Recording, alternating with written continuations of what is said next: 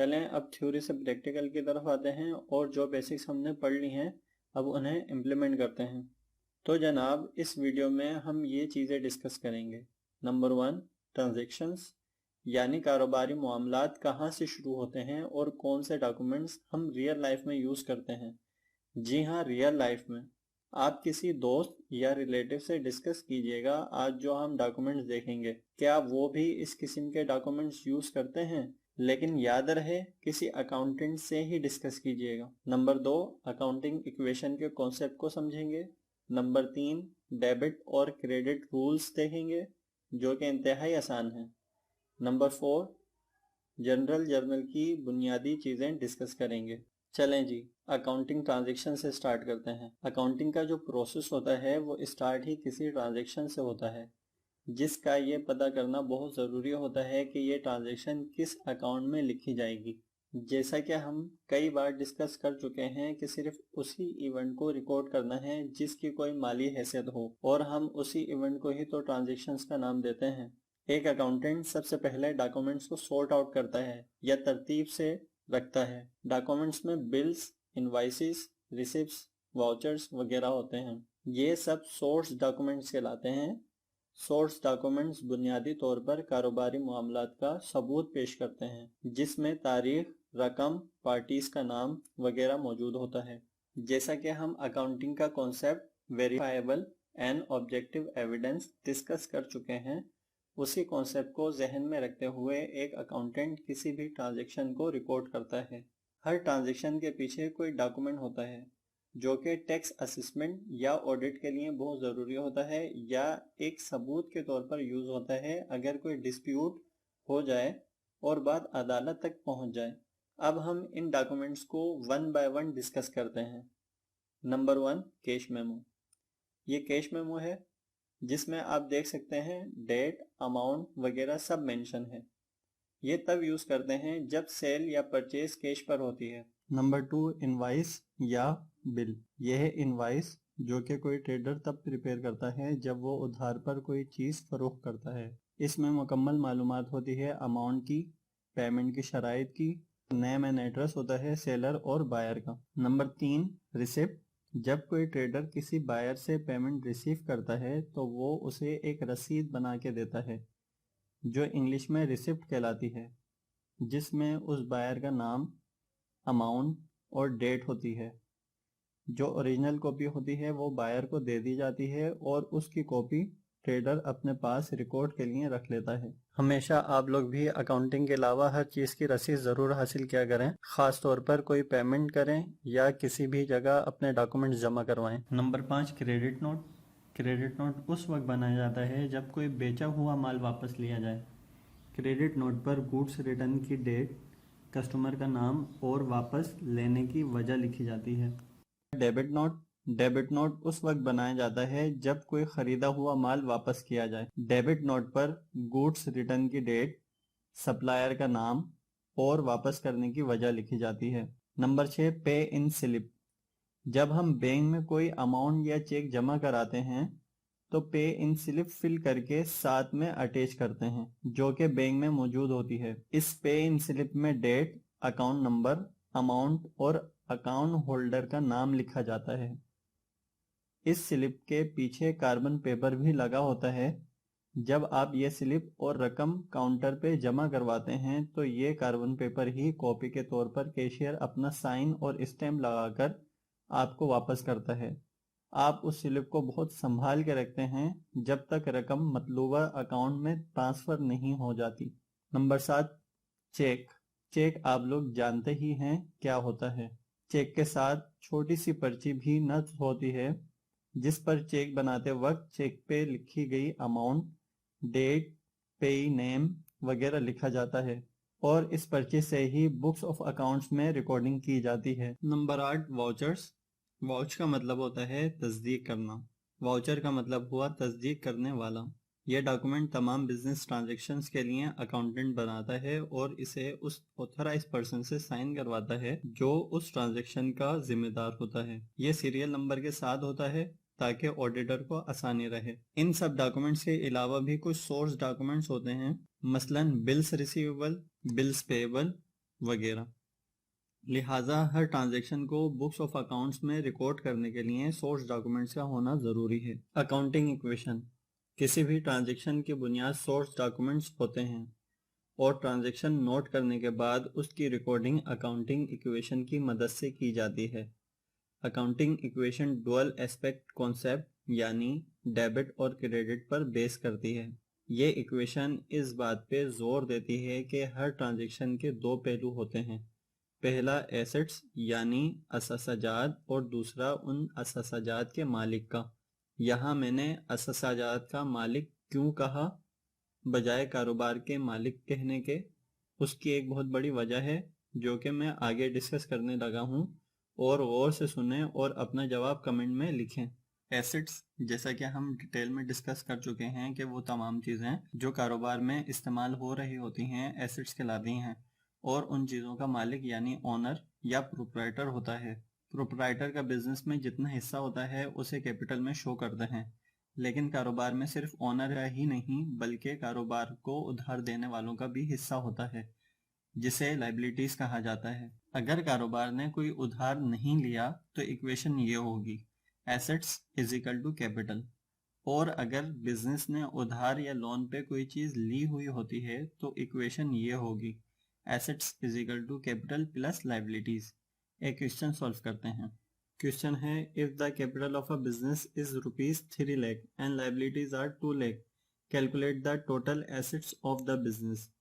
इसका मतलब है अगर 3 लाख कैपिटल है और उधार 2 लाख है तो टोटल बिजनेस के पास एसेट्स कितने होंगे। इक्वेशन क्या होती है? जी हाँ, assets is equal to capital plus liabilities. Assets is equal to capital है 3 लाख और लाइबिलिटीज हैं 2 लाख। इन दोनों को प्लस करेंगे तो आएगा 5 लाख, यानी एसेट्स हैं 5 लाख। एक और क्वेश्चन सॉल्व करते हैं, थोड़ा मुश्किल। अगर टोटल एसेट्स 3,60,000 हैं और 2 लाख कैपिटल है तो लाइबिलिटीज कितनी होंगी। Assets is equal to capital plus liabilities. पहले एसेट की जगह एसेट और कैपिटल की जगह कैपिटल लिखेंगे और लाइबिलिटीज ऐसे ही रहेंगी। मैथ का बेसिक रूल कहता है कि अगर इक्वेशन के एक तरफ कोई चीज प्लस हो रही हो तो दूसरी तरफ आने पर माइनस हो जाती है, लिहाजा कैपिटल दूसरी तरफ आके माइनस होगा। तो जब 3,60,000 में से 2 लाख माइनस करेंगे तो 1,60,000 लाइबिलिटीज आ जाएंगी। अब ये इक्वेशन आप सॉल्व करें और कमेंट में रिप्लाई करें।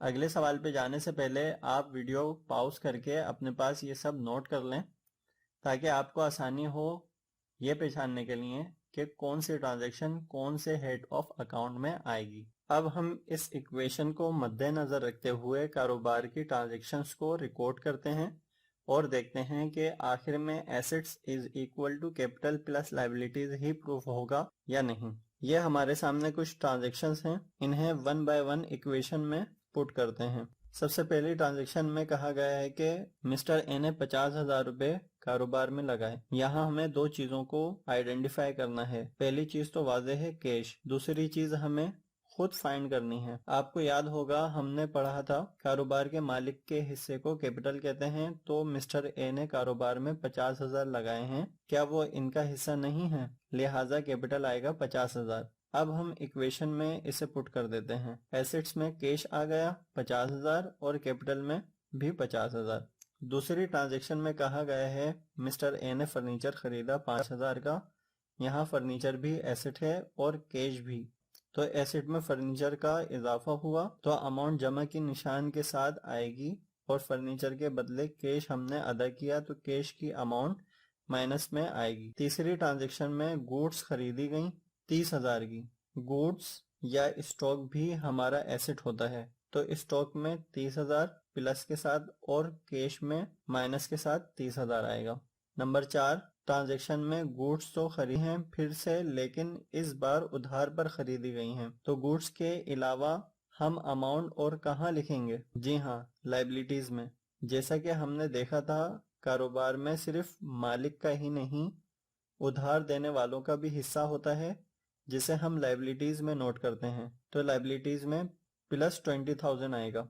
पांचवी ट्रांजैक्शन में गुड्स बेची गई हैं 35,000 की, जिनकी कॉस्ट थी ₹25,000, यानी हमने इन गुड्स को 25,000 का खरीदा था और क्रेडिट पर बेचा है अब यहाँ तीन चीजें हैं। नंबर 1 गुड्स, नंबर 2 उधार, नंबर 3 प्रॉफिट। प्रॉफिट कैसे? जी हाँ, अगर कोई चीज 25,000 की ली और 35,000 की बेच दी तो जाहिर है प्रॉफिट हो गया, वो भी 10,000 का। गुड्स में तो 25,000 आएगा। नंबर 2 उधार पर बेचा है तो इसका मतलब है हम बाद में इससे पैसे वसूल करेंगे। जिसे हम उधार देते हैं वो डेटर्स कहलाते हैं, और याद रखें डेटर्स भी हमारा एसेट होते हैं। तो डेटर्स कॉलम में आएगा प्लस 35,000, और जो प्रॉफिट है वो कारोबार के मालिक का है तो इसके कैपिटल में 10,000 प्लस में लिख दिए जाएंगे।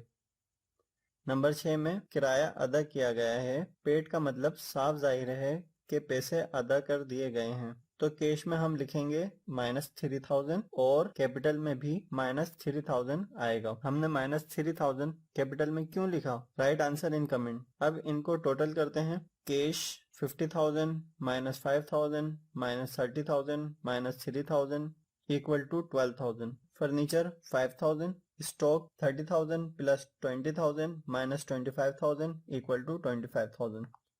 Debtors 35,000, capital 50,000 plus 10,000 minus 3,000 equal to 57,000। Liabilities 20,000।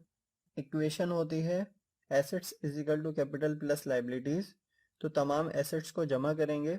12,000 plus 5,000 plus 25,000 plus 35,000 equal to 77,000, और कैपिटल और लाइबिलिटीज को जमा करेंगे। 57,000 प्लस 20,000 इक्वल टू 77,000। तो ये साबित हो गया कि assets is equal to capital plus liabilities. आपके सामने ये एक और सवाल है जो कि आप सॉल्व करेंगे और मुझे इसकी पिक ईमेल करेंगे। ये हैं रूल्स ऑफ डेबिट और क्रेडिट, जिन्हें आप खूब अच्छी तरह जहन नशीन कर लें, क्योंकि आने वाले हर सवाल में तकरीबन इन ही रूल्स का यूज होगा। इन्हें याद करना इंतहाई आसान है। देखें, एक्सपेंस और एसेट्स जब इंक्रीज होते हैं तो डेबिट होते हैं, बाकी सारी चीजें क्रेडिट। इसी को उल्टा कर लीजिए। अब हम पढ़ेंगे journal. Journal books of original entry या प्राइम एंट्री कहलाता है, क्योंकि इसमें ट्रांजैक्शन सोर्स डॉक्यूमेंट से क्रोनोलॉजिकल ऑर्डर में रिकॉर्ड होती हैं, यानी डेट वाइज रिकॉर्ड की जाती हैं।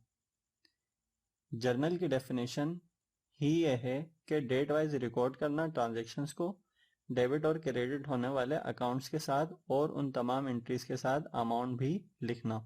ये जर्नल का फॉर्मेट है। सबसे पहले है डेट का कॉलम। जैसा कि मैंने आपको बताया, हर एंट्री डेट वाइज रिकॉर्ड की जाती है, लिहाजा ट्रांजैक्शन की जो डेट मेंशन होगी सोर्स डॉक्यूमेंट में, उसी डेट को हम इस कॉलम में मेंशन करेंगे और तरतीब से लिखेंगे, यानी 3 जनवरी की एंट्री 2 जनवरी के बाद ही आएगी, उससे पहले नहीं। उसके बाद कॉलम है पार्टिकुलर्स का। इसमें पहले डेबिट होने वाला अकाउंट और फिर क्रेडिट होने वाला अकाउंट लिखा जाता है, और डिस्क्रिप्शन लिखी जाती है उस ट्रांजैक्शन की, जिसे हम नरेशन कहते हैं। लेजर फोलियो का हमारे पास इस वक्त कोई काम नहीं, इसे हम आगे डिस्कस करेंगे। डेबिट अमाउंट और क्रेडिट अमाउंट के कॉलम में अमाउंट लिखा जाएगा और दोनों बिल्कुल बराबर होंगे हर एंट्री के। Step in journalising. मैं अब आपको स्टेप्स बताता हूँ जर्नलाइजिंग के, जिन्हें आप खूब अच्छी तरह याद कर लें ताकि आप जर्नल बनाने में कोई गलती ना करें। एक ट्रांजैक्शन लेते हैं और साथ साथ इन स्टेप्स को फॉलो करते हुए इस ट्रांजैक्शन को जर्नल में रिकॉर्ड करते हैं। इस ट्रांजैक्शन में कहा गया है कि मिस्टर ए ने बिजनेस शुरू किया ₹1 लाख से।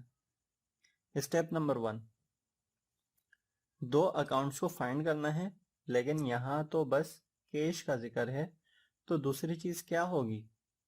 जी हाँ, कैपिटल अकाउंट, क्योंकि बिजनेस में जो कैश आया उसका मालिक ओनर है और उसके अकाउंट को कैपिटल कहा जाता है। तो हमारे पास 2 अकाउंट आ गए, कैश अकाउंट और कैपिटल अकाउंट, जो कि आप अकाउंटिंग सिनॉप्सिस से भी देख सकते हैं। अगर आपने याद कर लिए हैं तो बहुत अच्छी बात है। स्टेप नंबर 2, क्लासिफाई करना है इन दोनों को, पहले एसेट्स और दूसरा कैपिटल। नंबर 3, डेबिट और क्रेडिट के रूल्स अप्लाई करने हैं। कैश भी इंक्रीज हो रहा है और कैपिटल हुई। आप बताएं एसेट्स जब इंक्रीज होता है तो डेबिट होता है या क्रेडिट? सही आंसर है डेबिट। होप आपका भी आंसर यही होगा। और कैपिटल जब इंक्रीज होता है तो क्रेडिट होता है। Step number 4, record in journal. Date है जनवरी 1, 2000X। पर्टिकुलर्स में अकाउंट्स के नाम लिखे जाएंगे, कैश और कैपिटल। यहाँ हमने कैश पहले और कैपिटल बाद में क्यों लिखा है? कमेंट कीजिए।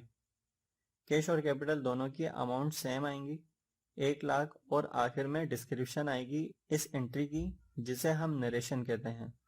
The amount invested in the business.